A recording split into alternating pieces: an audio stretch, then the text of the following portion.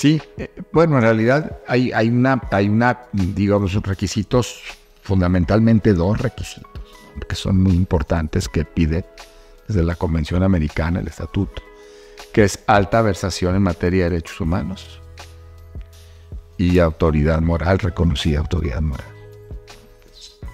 que la entiendo como una vida, digamos, dedicada a la causa, o una vida que puede estar medida con la consideración del actuar y del pensar, ¿no? Que eso es importante para quienes nos dedicamos a la justicia y los juristas, las y los juristas, pero que en el caso de los defensores de derechos humanos, pues adquiere una alta perspectiva desde quien elige, ¿no? Que haya habido una vida de coherencia, digamos, con los derechos humanos que se conocen, que se piensan, que se enseñan, que se practican, que se defienden.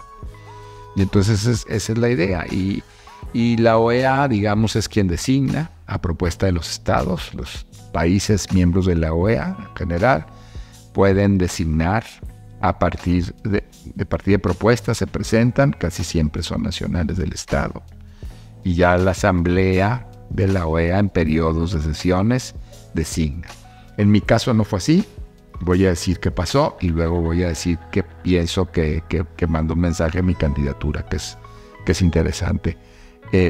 No fue así porque quien estaba de comisionado de México, no porque representara a México, las y los comisionados no representamos a nuestros países, pero no puede haber más de un nacional de un país. Entonces, cuando el mexicano que estaba ahí, el embajador Joel Hernández, renuncia para venir a la Secretaría de Relaciones Exteriores, el Estado mexicano decidió que era pertinente mantener su presencia y ofreció una candidatura. Y esa candidatura es digamos, la práctica dice que se ha visto que hay una diferencia política de los Estados miembros de la OEA para poder permitir que ese país continúe con un nacional, ¿no?, suyo el tiempo que queda, que son los 4 años de la función. O sea, a mí me quedarían 2 años, 3 meses, ¿no? Y ahí no elige la OEA en asamblea, elige la OEA a través del Consejo Permanente. Por eso es una elección que se teje muy rápido y que entra en vigor de inmediato. Ahora, pienso que esta candidatura mexicana, trataría yo de abstraerme, digamos, de mi persona, pero sí lo que ha estado, yo lo que he hecho, y que me parece muy importante de que el Estado mexicano haya elegido una persona con esa trayectoria en mi persona, y que el Consejo Permanente la haya designado, porque en realidad lo que se vio, pues es a una persona que es académico de una universidad que además, como la Iberoamericana, que tiene una tradición muy alta en la defensa del derecho internacional y el derecho internacional como un medio de obtención de paz y de justicia, y un académico pues que me he dedicado a los temas de derechos humanos en esta cuestión técnica de la interpretación, metodologías de adjudicación, la incorporación del derecho internacional, derecho interno, que es un tema que ha cruzado mi trayectoria por muchos años.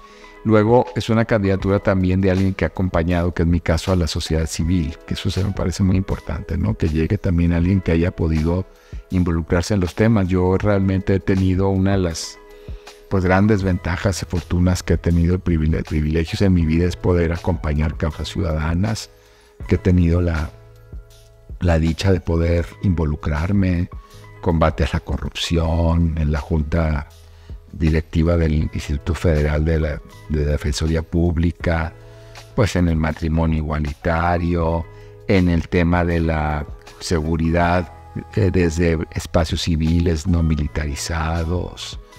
Entonces, en el Consejo de la Comisión de Derechos Humanos de la Ciudad de México ha estado en ese sentido, aunque sea con instituciones públicas, pero tocando base con sociedad civil. Y luego la tercera, que me parece importante también destacar, y que serían pues las herramientas que van perfilando una candidatura, pues una persona que siempre ha apostado por los medios internacionales de protección de derechos humanos, su fortaleza, su pertinencia, la posibilidad de que sean medios de verdadera posibilidad de emancipación de personas y colectivos. ¿No? La comisión diríamos que tiene 3 grandes áreas.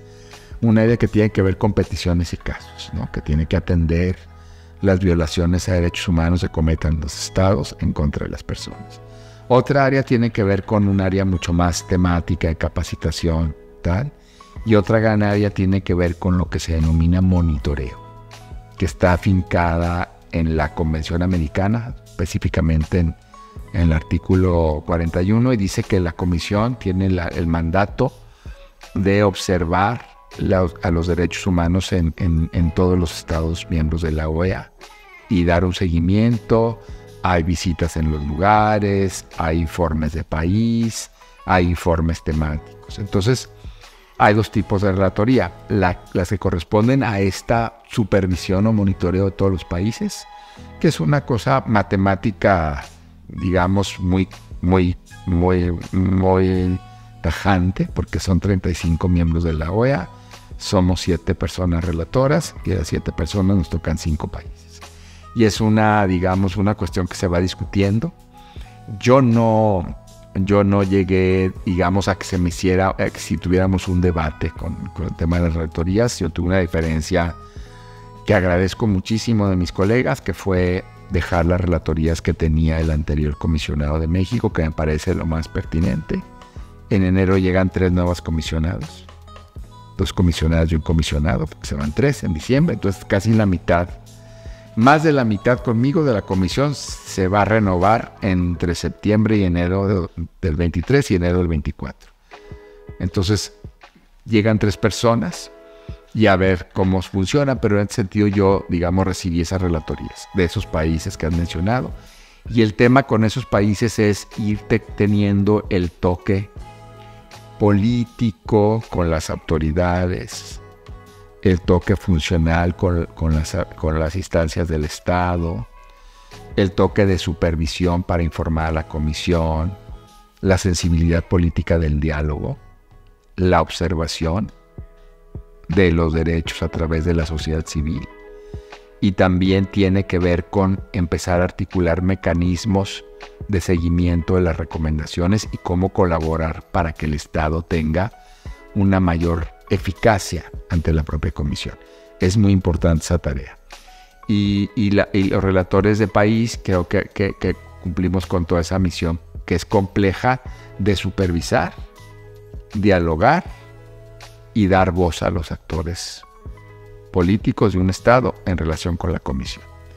Y luego vienen las relatorías temáticas, que se han ido incrementando en la medida en que la problemática de algún sector, por ejemplo, que no ha sido visibilizado, un sector mayormente excluido, pues va siendo mucho más potente, ¿no? En esta intervención del derecho para emancipar grupos, personas, colectivos en situación de desventaja. Esa es, digamos, una atención muy clara de las relatorías temáticas, o bien grupos o temas en los que hay que focalizar la atención de la comisión, porque pueden tener un impulso desde estados que no quieran estar en sintonía con los derechos humanos y la democracia, que prácticamente es un binomio inescindible desde mi punto de vista, y creo que la comisión así lo tiene. Entonces, tienes temáticas como mujeres, personas con discapacidad, niños, niñas y adolescentes, de ese tipo. Tienes temáticas sobre fenómenos importantes o personas que están ante un fenómeno como es la migración, y tienes temáticas de personas o actores que deben ser muy cuidados en una sociedad democrática de derechos, como son las personas defensoras. La relatoría se llama Personas Defensoras y Operadores de Justicia. Yo tengo, digamos, el interés, lo he planteado, y quiero trabajar en ver si podemos transitar en algún momento una relatoría dedicada al tema de independencia judicial, que eso me parece muy importante porque es un elemento equilibrador del poder y un contrapeso eficaz del poder. El poder judicial debe mantenerse muy fuerte, solvente, y debe ser una estructura muy sólida en un Estado democrático. de derechos humanos. Es quien defiende los derechos humanos y quien controla el poder que puede ser excesivo.